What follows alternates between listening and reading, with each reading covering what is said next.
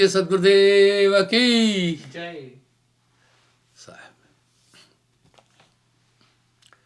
साधन चार संपन्न जो गुरु भक्ति और जास तास हेत वर्णन करूं दर्शन तत्व विकास। साहब कह रहे चार साधन है, ऐसा ही तत्व बहता गुरु तुम्हें मोक्ष की तरफ ले जा सकता है। प्रश्न कर रहे हैं साधन चार विचार से मोह से कह गुरुदेव। हे गुरुवर वो साधन चार क्या है मुझसे बोलो। सुनत ज्ञान और में धसे मन में उपजे भय। धसे का मतलब घुस जाना, जिससे मेरे और हृदय में ज्ञान समाविष्ट हो।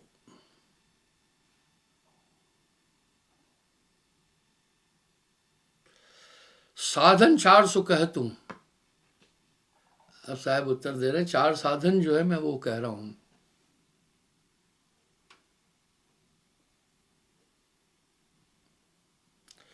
प्रगट कहत वेदंत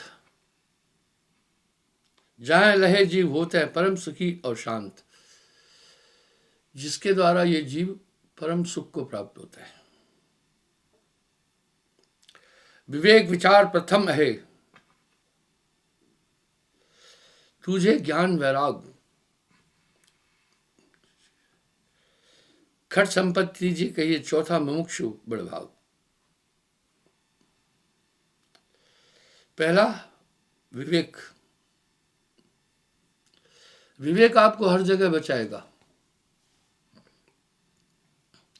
जहां भी आप कुछ गलत करने जाएंगे विवेक एकदम खड़ा हो जाएगा कि ये उचित नहीं है।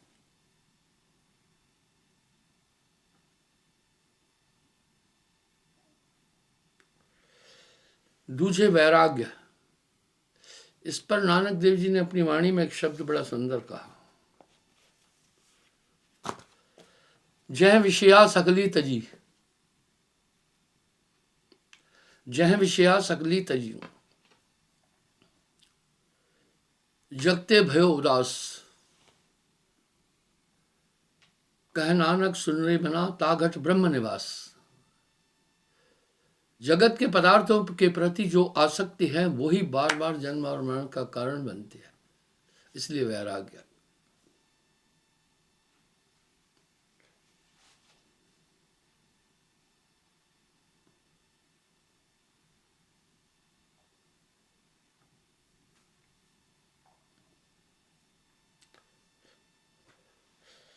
खट संपत्ति जिक ही चौथे मुमुक्ष बड़ भाग। जिज्ञासा के बिना कुछ भी नहीं हो सकता है। जिज्ञासा कहते जानने की इच्छा। कितना बड़ा कौतुक है संसार में। आत्मा की व्याख्या हर शास्त्रों में आ रही है, हर मत मतांतर में। तो भी उस आत्म तत्व की प्राप्ति के लिए मनुष्य कभी भी प्रयत्नशील नहीं है। इसलिए मुमुक्ष लोगों में एक जिज्ञासा का होना नितांत आवश्यक है।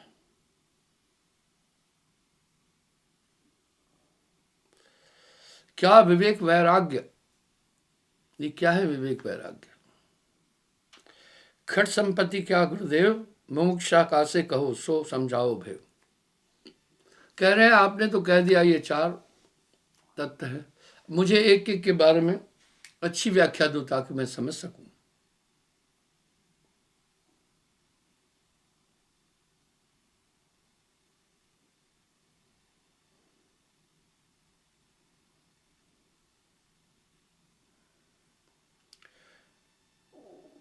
नाशमान जग देखिए।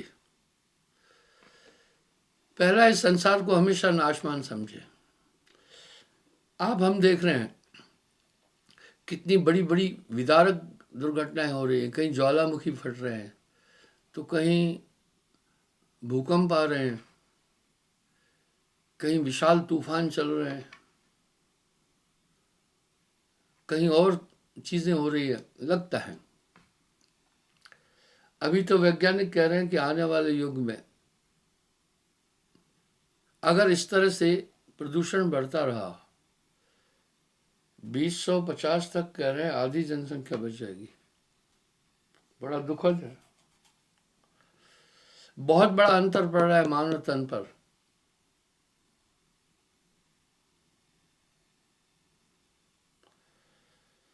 मेरे पास लोग बहुत बहुत बड़ी तकलीफें ला रहे हैं, आप इस पर थोड़ा चिंतन करना। पहले माताओं बहनों का मासिक 50 के आसपास खत्म होता था, अब ये 40 पूरा होने के साथ शुरू हो रहा है।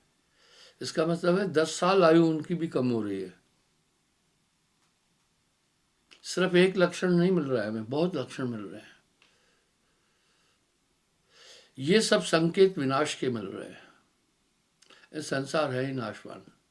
थोड़ा तापमान बढ़ने से 50% पॉपुलेशन कम हो जाएगी, माताएं बच्चों को जन्म नहीं दे पाई। मन में उपजे चाव, सत्य वस्तु जानन चाहे, कहे विवेक स्वभाव। विवेक यह है कि हम उस परमात्मा को जानने की चेष्टा करें। जब हमारी आत्मा अजर अविनाशी है, किसी भी तत्व के द्वारा किसी भी काल में आत्मा का नाश नहीं है, तो हम उस तरफ क्यों नहीं है? ये विवेक करना है।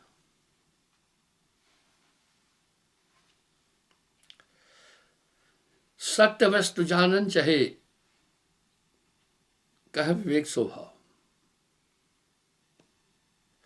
5 तत्व गुण 3 मिल, अष्टंगी ते नाम, आठों आठों ते मिलो, भयो जगत प्रणाम।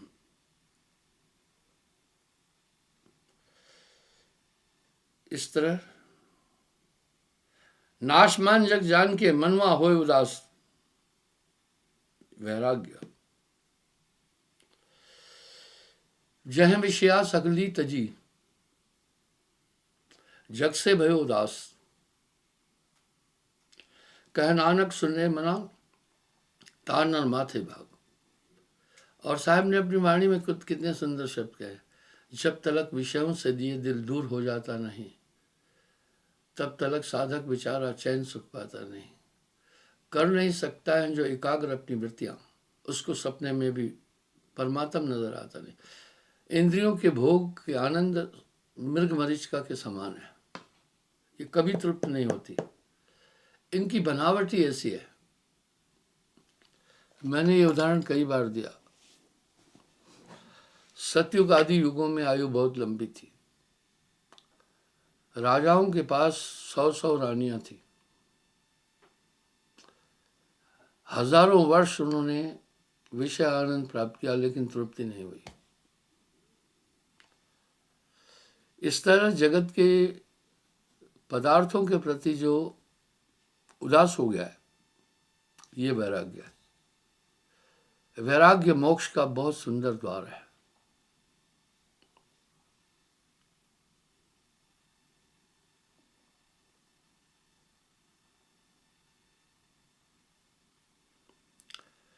राग गयो मनते सबे, हम सब देखते हैं। कभी राग द्वेष होता है, कभी किसी को मित्र बनाते हैं, कभी शत्रु बनाते हैं। मैं हमेशा कहता हूं लोगों से, आप किसी को मित्र नहीं बनाना। शत्रुता का वृक्ष, शत्रुता के वृक्ष का बीज ही मित्रता के पेड़ में है। जो आपका जितना गहरा मित्र होगा, उतना बड़ा शत्रु हो जाएगा। साहब की वाणी और दोहे कितने प्राणात्मिक है। कबरा खड़ा बाजार में, सबकी मांगे खैर, ना काहू से दोस्ती ना काहू से बैर। मित्रता के पेड़ में ही शत्रुता का बीज उत्पन्न होता है। इसलिए राग द्वेष न हो।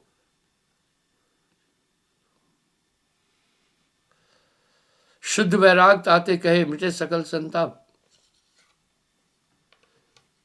यही शुद्ध वैराग है।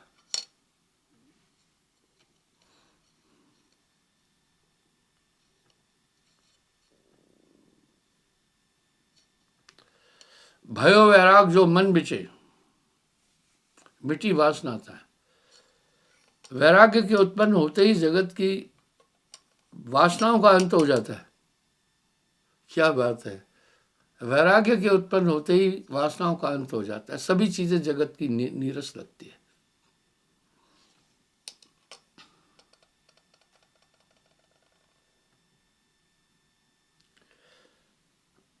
मन रुक्यो विषांते शम कहियत है ताए। विषयों से मन को रोकना ही शम है। ये मन तो कंसंट्रेटली आपको जगत के पदार्थ को की तरफ खींचेगा, इसकी ड्यूटी यही है। मन रिपो विषंते इंद्रियन धर्यो धीर, दम ताही को कहते हैं सतमत गहर गंभीर।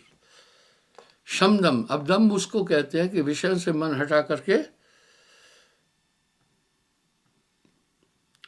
और जब इंद्रियां एकाग्र हो जाए, ये दम है।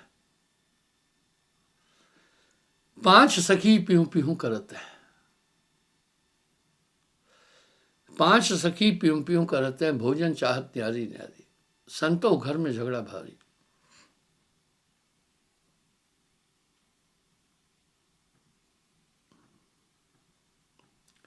मन इंद्रियन के रुकती छूटियो विषय विकार, विकार ही खत्म हो जाएंगे। एक है साधे सब सदे,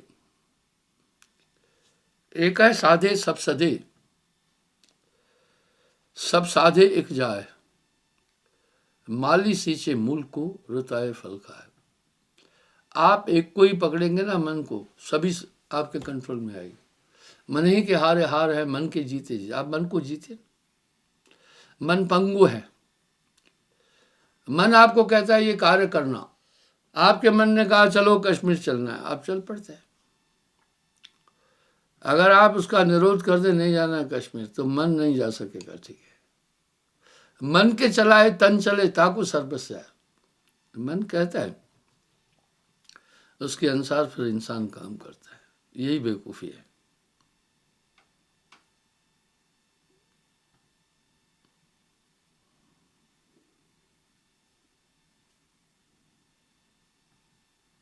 तितिक्षा,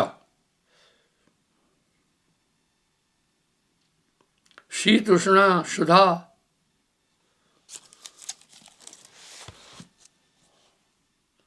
सर्दी गर्मी,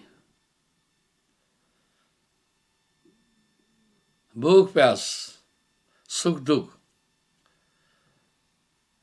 इसके सहन करने के स्वभाव को तितिक्षा कहते हैं।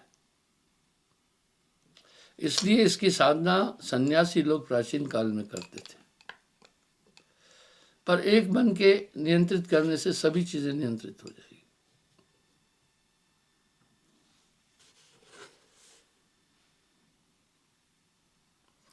सत्य खोजने की चाह मन, सत्य खोजने की मन में चाह हो,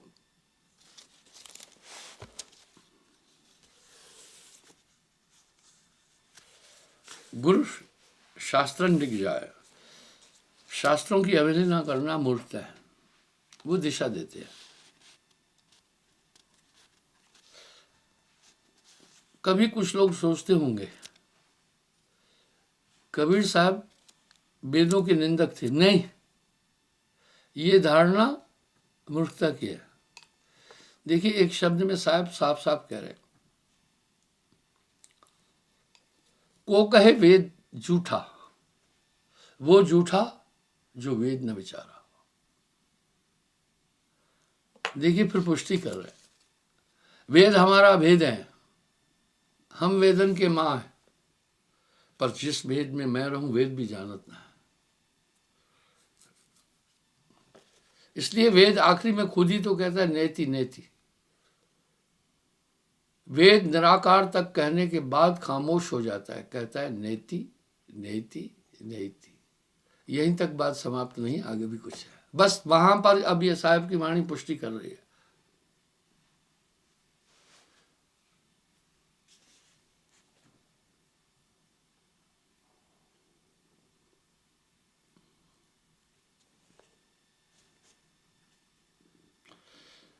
सद्गुण पर मन थिर करो, थिरता बल्कि खान, समाधान होई कहो छूटे मन को मान।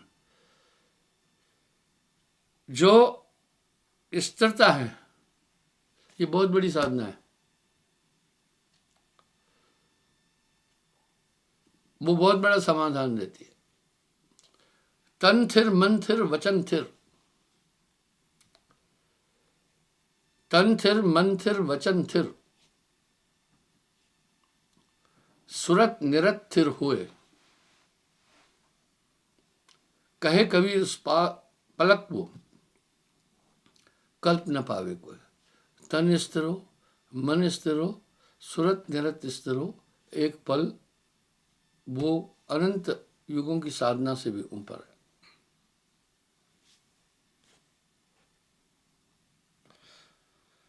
समाधान सोई कहे छूटे मन को मान, ये अहंकार आपका सबसे नजदीकी दुश्मन है। अहंकार आपका सबसे नजदीकी शत्रु है। ये देहाभिमान भी बहुत बड़ा झंझट है। बल का घमंड, विद्या का घमंड, पद का घमंड, जाति का घमंड, महांति का घमंड, ये सब सूल हैं भक्ति के। भक्ति के रास्ते पर चलने के लिए सूल गड़े हुए हैं, इनसे सावधान होकर के चलना। मोटी माया सब तजे, मोटी माया सब तजे, झीनी तजी न जाए। पीर पैगंबर औलिया झीनी सब इनको खाए।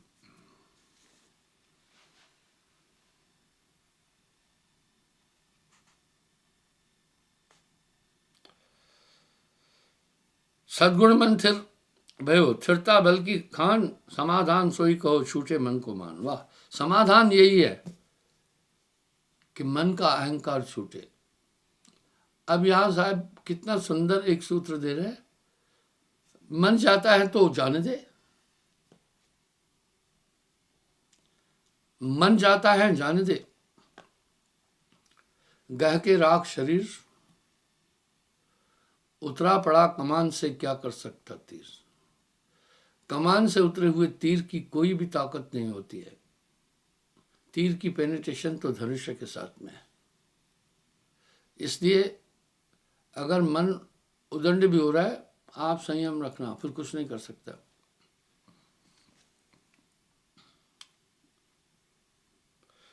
मन इंद्री तो वश भयो, उपरम तिक्तिक्षा लार।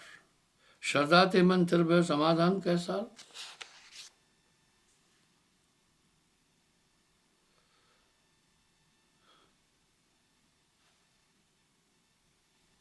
सम समाधान लो कहे, संपत्ति खट है सोए। तीसरा साधन ज्ञान का, चौथा मोक्ष होए। साहब ने कई शम दम विवेक ज्ञान आदि, ये मोक्ष के द्वारपाल है, आपको मोक्ष के अंदर जाने देंगे।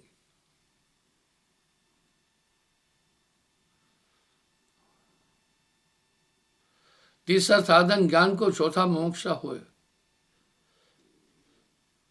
यह लोक परलोक लो, बंधन दिखे जाए। मुक्ति होने की चाह सो मोक्ष तो कहता है। मोक्ष वो है जो मुक्ति होने की चाह के रास्ते पर बढ़ता जा रहा है। आप देखो, कुछ बच्चे हैं जागरूक हैं, इंजीनियर बनना चाहते हैं, कुछ डॉक्टर बनना चाहते हैं, कुछ बहुत बड़े लोग बनना चाहते हैं। वो भागीरथी प्रयास करते हैं, अपने लक्ष्य के लिए पथ पर दौड़ते चलते हैं। इस तरह साहब भी कह रहे हैं और रामायण भी कह रहे हैं, भक्ति स्वतंत्र सकल गुण खानी, बिना सत्संग न पाव है प्राणी। तो भक्ति के मार्ग पर वो अग्रसर होता चलता है।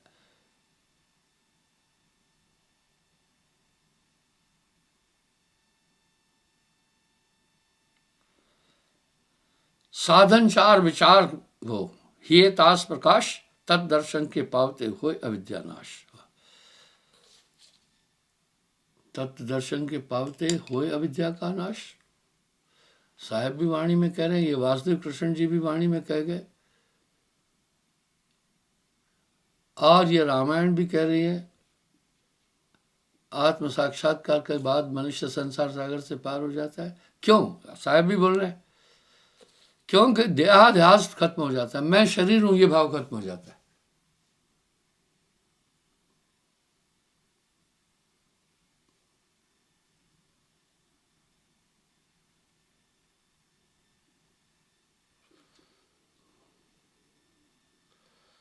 अब प्रश्न है, आगे कह रहे साधन चार जनो भले। आपने जिन चार साधनों के लिए बोला मैं वो जान चुका। सदगुरु कृपा निधान, गुरु भक्ति का से कहो, ताका करो विधान। हे गुरुवर, अब मुझे कृपा करके ये बताओ गुरु भक्ति क्या है, कैसे की जाए, उसका विधान क्या है। गु कहिए अंधकार से, रू से भया प्रकाश। अंधकार को मेट के हृदय करे प्रकाश, गुरु नाम है तास। गुरु बहुत जगत में प्रकट देख विख्यात। बोला दुनिया में बहुत गुरु है। अब यहां प्रश्न आ रहा है, सदगुरु के पाए बिना कभो न भरम न साथ। इस साखी को आप समझिए। संसार के अंदर बहुत गुरु है, उससे काम नहीं बनेगा। गुरु बहुत जगत में प्रगट देख विख्यात। आप खुद देखो, सदगुरु के पाए बिना कबो न भरम न साथ। अब सदगुरु क्या है?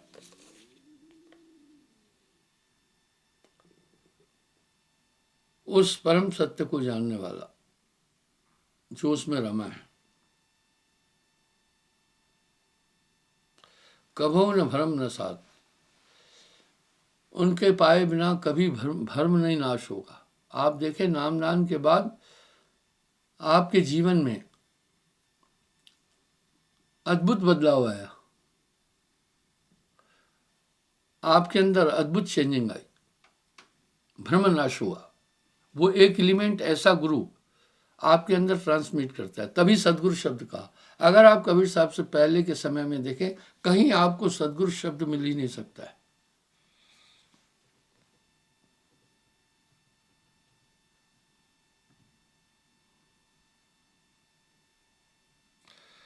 सत्य वस्तु को जान दे, भाने भरम संदेश, आत्म तत्व लखाए मेटे अवजालिश। मैं आपको बताता हूं, नामदान के बाद आप में बदलाव क्या है, क्या होता है वो सुने। सबसे पहले आप एकाग्र हैं। मैं अक्सर इस वाक्य को बहुत दोहराता हूं, concentration is soul, soul is concentration. तभी तो साहब ने सुरत योग बताया। आप अभी चैतन्य है, इसका मतलब है अब आत्मा का विखंडन नहीं हो रहा है। पहले मन जहां चाहता था आपको भ्रमित कर देता, अभी नहीं कर पा रहा है। कहीं थोड़ी बहुत आपसे गलती भी होती है, फौरन आप फिर संभल जाते हैं। सोना सज्जन साधुजन, सोना सज्जन साधुजन, टूटे जुड़े 100 बार, दुर्जन कुंभ कुम्हार का एक ही धक दरार। कभी कभी अनचाहे आप भूल कर की तरफ जाते हैं, फौरन एक शक्ति आपको उस समय रोकती है कि ये नहीं करना है, ये चीज है। वो शक्ति आपको फौरन रोकती है, ये नहीं करना है। आप देख सकते हैं ना, भ्रम का नाश करता है गुरु।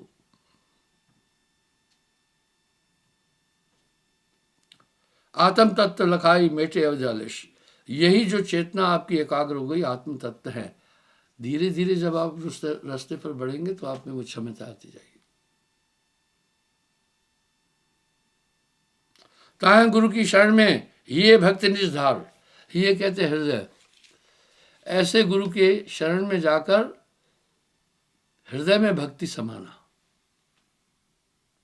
श्रद्धा युक्त अर्पण करे असत सकल संसार। श्रद्धा और संसार को सब। गुरु है प्रसन्न जबे लह सो आत्म ज्ञान। वाह, मैंने कितनी बार बोला है कि गोस्वामी जी ने पूरा पूरा साहेब को अपने में समा करके बातें लिखी है। अब यहां साहब क्या कह रहे हैं, गुरु है प्रसन्न जबे लहे स्वात्म ज्ञान। उनकी प्रसन्नता ही आपको बहुत लाभ। अब गोस्वामी जी क्या बोल रहे? गुरु प्रसन्न साहिब अनुकूला, गुरु प्रसन्न साहिब अनुकूला, मिटी मलिन मन कल्पत सूला। ताते सदगुरु भक्ति कर, सदगुरु की भक्ति बोल रहे हैं। इसी बिंदु के चारों तरफ संतत्व की धारा घूम रही है गुरु भक्ति पर। सात दीप नवखंड में गुरते बड़ा न कोय, करता करे न कर सके, गुरु करे सो होए। गुरु हैं बड़े गोविंद से, मन में देख विचार, हरि सुमरे सो बार है, गुरु सुमरे सो पार। कबरा हर के रूठते, गुरु की शरणी जाए, कहे कबीर गुरु रूठते, हरि नहीं होत सहाय। ये सब चीजें आपको एक दिशा की तरफ ले चलती है।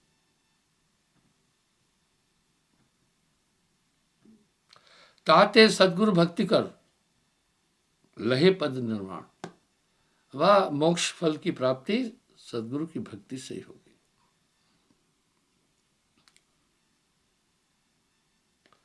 ताहे विचार बहुत विधि, पावे पूर्ण विधान। अब आगे जो पूछो सुकृत शिष्य सुजान, सो सब मैं तो से कहूं रंश संशयमान। कह रहे हैं अभी आगे जो ऐसा है, जो भी तुम्हें पूछना है तुम पूछो।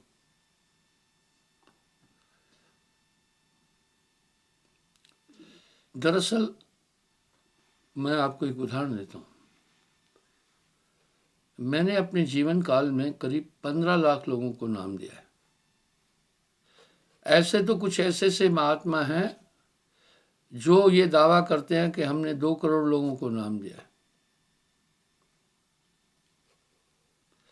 ये मिथ्या वचन है। एक तो गुरु जी कह रहे हैं 5 करोड़ लोगों को नाम दिया। ऐसे काफी गुरु लोग हैं। जब 5 करोड़ को आपने नाम दिया है, और भी बड़े बड़े पंथ दावा करते हैं हमने इतने इतने लोगों को, तो ये संख्या करीब 20 करोड़ हो जाती है। अगर 20 करोड़ उनके ही नामी हैं तो ये तो बहुत बड़ी जनसंख्या, बहुत बड़ी संख्या हो गई। वो मिथ्या वचन बोल रहे हैं। इस भक्ति में इंसान को लाना बहुत मुश्किल है।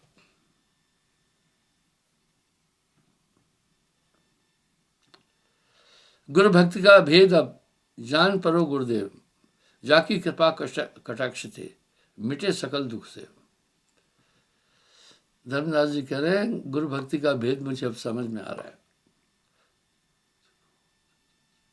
अब आगे मोते कहो। हमारे साथ में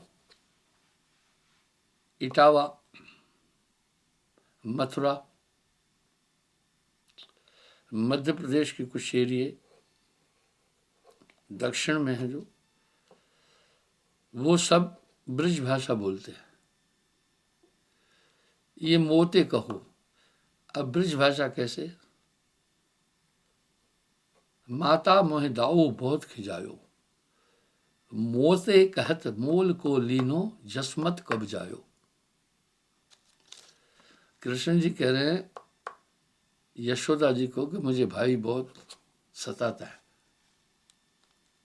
मुझसे कहता है तू तो मोल का लिया हुआ है, यशोदा जी से नहीं पैदा हुआ है। तो साहब की वाणी में सभी भाषाओं का समावेशन है।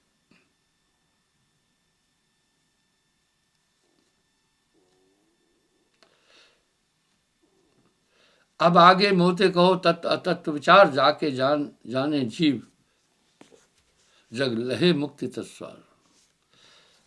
अब मुझे आगे ये बताओ, तत्व अतत्व का विचार बताओ, जिसके जानने से ये जीव संसार सागर से पार हो।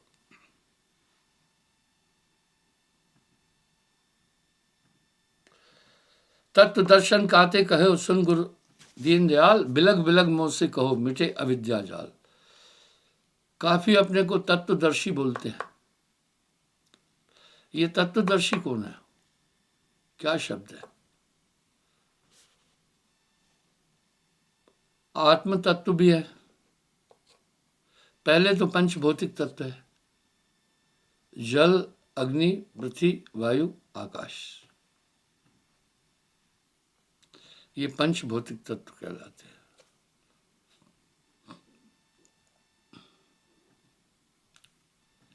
उसके बाद फिर आत्म तत्व भी है। अब यहां आत्म तत्व क्यों कहा? परमात्म तत्व भी है, क्योंकि हम तत्वों को जानते हैं। दरअसल आत्म में परमात्म दर्शे, परमात्म में झाएं। इसलिए जो आत्मा और परमात्म तत्व को जान जाता है वो तत्वदर्शी है। सिर्फ तत्वदर्शी लिखने से नहीं होता कुछ।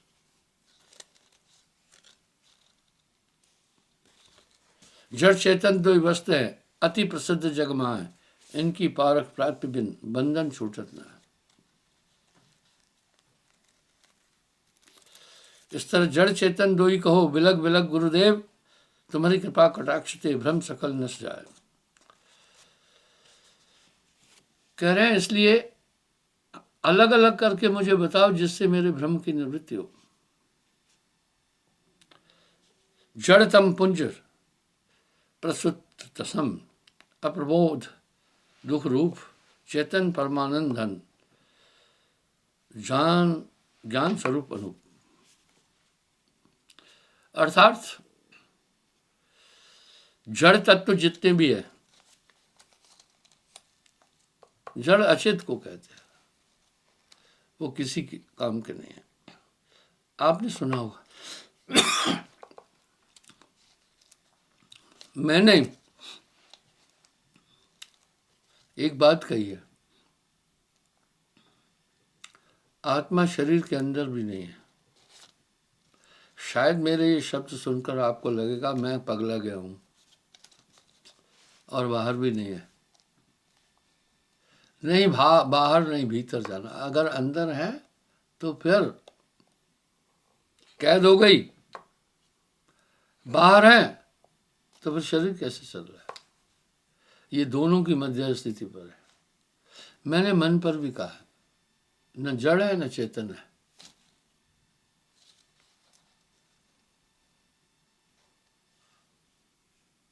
मन भी जड़ चेतन की मध्य स्थिति है, क्योंकि ये आत्मा के साथ मिलकर इसकी स्थिति बदल जाती है। आपने देखा होगा कुछ बड़े बड़े शोरूम में ऐसे शीशे लगे हुए हैं कि आदमी भ्रमित हो जाएगा, इतना प्रकाश हो जाता है,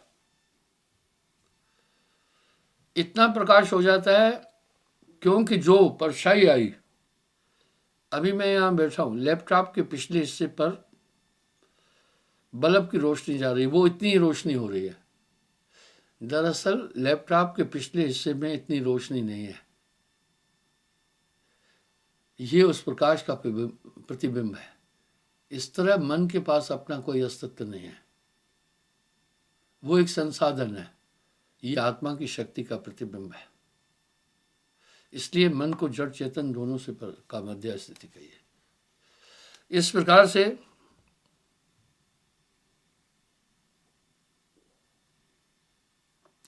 चेतन परमानंद धन, चेतन सिर्फ परम पुरुष, चैतन्य पुरुष है और आत्मा है। क्षमा चाहता हूं, समय हो रहा है, कल पुनः मैं हाजिर हो जाऊंगा साहब।